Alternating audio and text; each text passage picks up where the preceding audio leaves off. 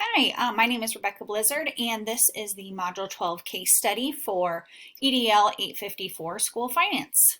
Let's dive in. Okay, so here's my table of contents. First, we're going to summarize the situation. We're going to talk about who the stakeholders, what the problem is. Then we're going to prioritize, so we're going to put those important facts in order. Then we're going to evaluate what could I do, what could the outcomes be, and my consequences. And then finally, I'm going to wrap it all up and make a decision about what I should do in this scenario. All right, first of all, what's the problem? What's the situation? Okay. My name is Carlos Santos, and I'm a confident elementary school principal at Briardale Elementary School, and I have been appropriately managing that school budget for years, and I work with the community to utilize Briardale's as a community center, so there's all sorts of music programs and things that go on at my school behind the scenes, so that's an exciting part of my job.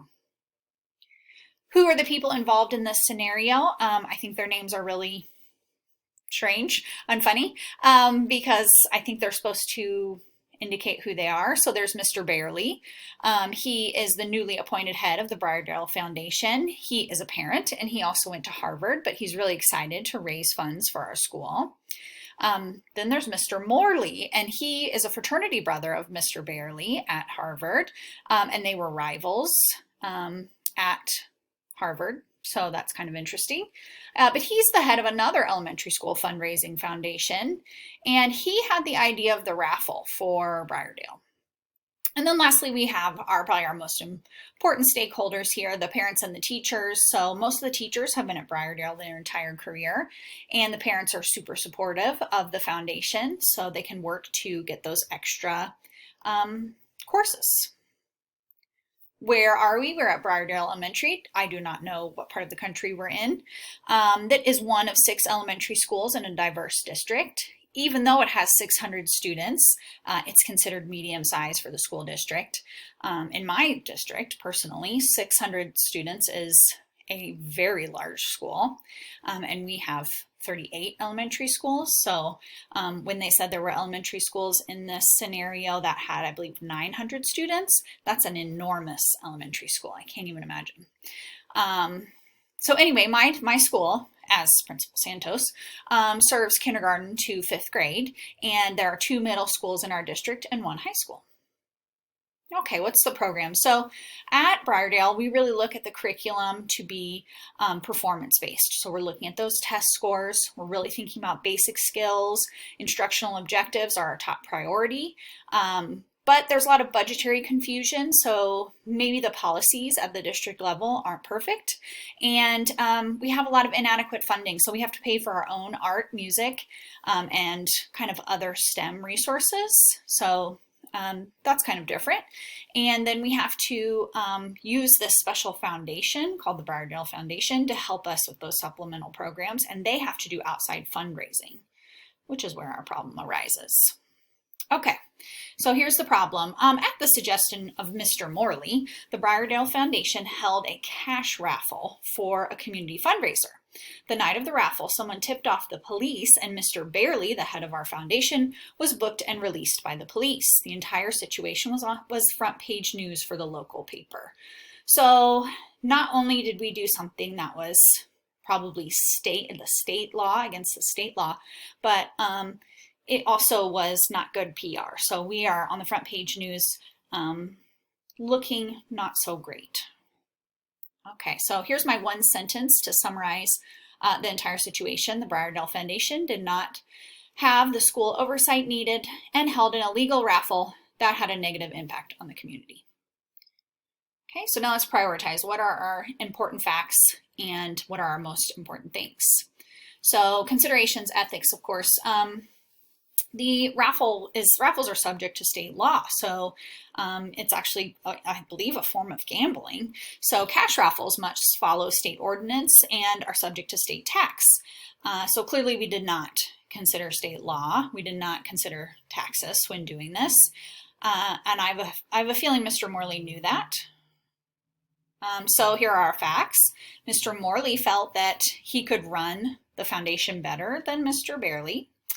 The Briardale Foundation was aware of the cash raffle and planned and approved the idea. So nobody thought, oh, maybe this is against state law. And I was also aware and did not object or think of those legal issues about a cash raffle fundraiser. If it worked for a fraternity, shouldn't it work for an elementary school? Just kidding. Potential damage. This might happen. So some things that could be potentially really harmful. Mr. Barely could probably have some personal and professional issues because he's on probation now. So he probably can't leave the state. He might not even be able to leave the county. So that could be some problems for him. Then I could have professional consequences as well because I approved the raffle and frankly should know better. So that's something that I need to look down the line to think, oh, this could have a negative impact on my career. Okay, here's some information we don't know from the scenario. So I don't know Mr. Morley's motivation. I don't know why he chose to do what he did. I don't know if he was the tipster or not, but I'm going to guess he was. I'm not a detective, but I'm going to guess that he went ahead and called the police, but I don't know that. It could have been a board member. It could have been a parent. It could have been somebody else. I don't know who the tipster was. School board consequences, because the fundraising policies are so willy-nilly, I'm not sure that the consequences will be clear either. So I don't know what the consequences for me, for Mr. Barely, for the foundation will be. And the public's response. So yes, we were on front page. What will the public's response be? They might call for my resignation. They might call for the foundation to be dismantled. We serve the public, so I really don't know what their response is going to be. Okay, next up, let's evaluate. So I gave myself 3 choices in this scenario. So first is, as always, is take no action. So I'm going to let the chips fall and lie where they go. Then I'm going to hope the whole thing blows over. My choice 2 is to take an aggressive action. So I'm going to find out about Mr. Morley, or I can throw Mr. Barely under the bus. So I can basically say this is his fault. He should have known better. They're a separate entity. Both of those things aren't great. Then choice 3, clean up. So I'm going to ask the board to forgive my raffle snafu, and then I'm going to work with the foundation and we're going to set some really clear fundraising guidelines. Okay, so choice 1, so take no action. This is the do nothing. I'm going to stay out of the public eye. I'm going to hope that everything blows over. I'm going to hope the public forgives and forgets. I'm going to avoid discussing the event. I'm going to quickly replace Mr. Barely, and I'm going to be very quiet about it. Pros and cons of this plan is the community might see this as a weak move. They might see this as sneaky or underhanded, and that might escalate my dismissal. Mr. Barely, again, this is going to give him some trouble. He is on probation, so it's going to give him some personal and professional issues at home. And my only positive here would be that it would probably contain the least confrontation. So I'm probably going to have to talk to the least amount of people in this choice. Next up, we have choice 2. So I'm going to go after Mr. Morley, the tipster, I assume, and I'm going to give him some legal action. So I'm going to get a lawyer. And then I can combine that with, I'm going to throw Mr. Barely under the bus. He's going to be my scapegoat, and I'm going to blame him for everything.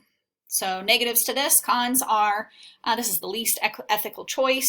I need to take responsibility. I knew about the raffle and I let it go ahead of time, and then the legal action, that costs money and that could be public. So I don't know that I want to go after Mr. Morley. So the only positive I can see to this is that I probably wouldn't have as many negative consequences in this choice, depending on what how the board gets involved. So I'm probably going to be, the least targeted in this choice. Choice 3. This is, of course, the best one. I'm going to request a special meeting with the school board. I'm going to explain exactly what happened and what I should have done. So I'm apologizing publicly and showing that we're ready to fix this. So I'm going to go into making a special committee in the foundation to help create those strict guidelines. We're going to do a lot of research. We're going to find out best practices in fundraising. And then I'm going to present that back to the board, and I'm going to present it to the legal team. So, and then at the end, I might ask the board if they could look into their own funding, because being competitive between elementary schools is not fair. That's not creating an equitable system. So my pros and cons to that are the negative is that this choice would take the most time and it's going to involve significant research and work on my part. The positive is that the end result of this choice would lead to much clearer regulations for fundraising down the road. Okay, why did I choose choice 3, winner, winner? Because it's clear that we need an overhaul for our school funding system through the district, but also fundraising in our own school. So having this kind of snafu just shows, we don't have what we need in place. Then potential consequences that the board might not accept my apology, and they might not agree to revisit school funding, and I would probably have to resign. Okay, so what's my conclusion? So how could we fix this problem with the foundation? I liked this quote that even if a school has a good relationship with its fundraisers, the split of roles and responsibilities between the schools and the fundraising organizations is usually less than ideal. So parents most of the time run those fundraising, those booster clubs, and without those strict regulations, it's going to be conflict. There's going to be issues. So you have to make sure that you have those in place. Here's how I'm going to implement my choice. First, I'm going to request that special public meeting with the district school board. I'm going to have that formal apology letter clearly describing my role and my responsibility in the raffle scandal. If the board accepts my apology, I'm going to then move on to describe how Briardale Foundation will create a special committee filled with families, teachers, staff, and myself to make those fundraising guidelines. Then fourth, I'm going to submit the new guidelines to the district and to the legal team for revisions. And finally, I'm going to request that the school board revisit their funding policy just to let them know, hey, this is causing some competitive issues with fundraising. So clearly Mr. Morley had some intentions of harm, and that's just due to competition. Okay, so why is my choice valid? What's my evidence? The schools frequently take on the legal responsibility of those booster clubs and our foundation. So even though they act as separate entities, we're partially responsible. So with that in mind, I need to set those clear fundraising policies to avoid those legal issues. And then finally, creating fundraising guidelines that follow state and local laws. That seems like a no-brainer. That should be a top priority of our fundraising entity. Okay, other thoughts? The foundation and I will need to consider Mr. Bailey and his role. Will we need to replace him? So probably would be my guess, but I need to talk to my team. Then what will the school board say about having a single figure as in charge of the Briardale Foundation? Perhaps it does need to be a board. Okay, and what do other schools do? What do the other 5 elementary schools do in the district? After this is a public problem, we're going to have some PR cleanup to do. So I need to make all the committees work with our new committee inside the foundation public. I need to make it as transparent as possible so people can see, hey, we're trying to fix this problem. Here are my resources. Here's my reflection. Being proactive is important. Thank you so much. I had a great course.